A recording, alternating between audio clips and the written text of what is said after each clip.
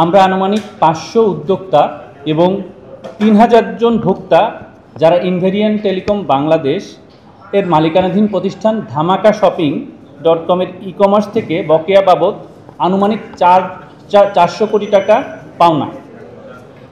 ধামাকা শপিং.com শুরুতেই ঘোষণা করে যে তারা 200 কোটি টাকা মূলধন নিয়ে ব্যবসা করতে এসেছে। তাদের মাইক্রোট্রেড সহ আরও অনেক ব্যবসা প্রতিষ্ঠান রয়েছে, যার জন্য আমরা ব্যবসায়ীরা তাদের সাথে ব্যবসা করতে আগ্রহী হই এবং যারা ক্রেতা আছে তাদের কাছ থেকে পণ্য কিনতে উৎসাহী হয়। এমনকি তারা আমাদেরকে আরও আশ্বস্ত করা হয়, এই কোম্পানির চেয়ারম্যান দেশের অন্যতম স্বনামধন্য অর্থোপেডিক চিকিৎসক, এভারকেয়ার হাসপাতালের senior consultant, joint care coordinator doctor M Ali ওরফে মুস্তফা আলী,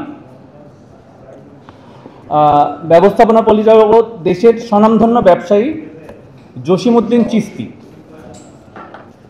আমরা ভুক্তভোগী ব্যবসায়ীগণ ও গ্রাহক 2020 সাল থেকে তাদের সাথে চুক্তি মোতাবেক মাল সরবরাহ করে আসছি। মার্চ 2021 পর্যন্ত আমরা সমস্ত পণ্যের ডেলিভারি করেছি এবং পেমেন্টও ঠিকঠাক পাচ্ছিলাম।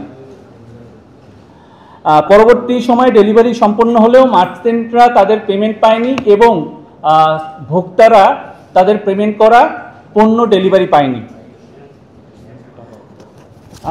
আমরা মেইন পয়েন্টগুলোতে আপনাদেরকে বলতে চাই, বাকিগুলো আপনাদেরকে প্রিন্টেড দেওয়াই আছে।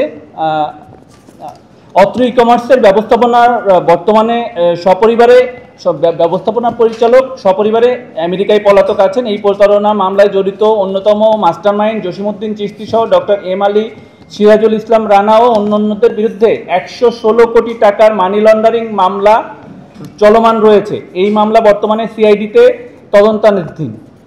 মামলার ওয়ারেন্টভুক্ত আসামি ডক্টর এম আলী বর্তমানে গ্রেপ্তার হয়ে কারাগারে আছেন এবং জসিমউদ্দিন চিস্তি, সিরাজুল ইসলাম রানা, দেবাকর সহ বাকি গং পলাতক আছেন। জাতির মহান বিবেকগণ,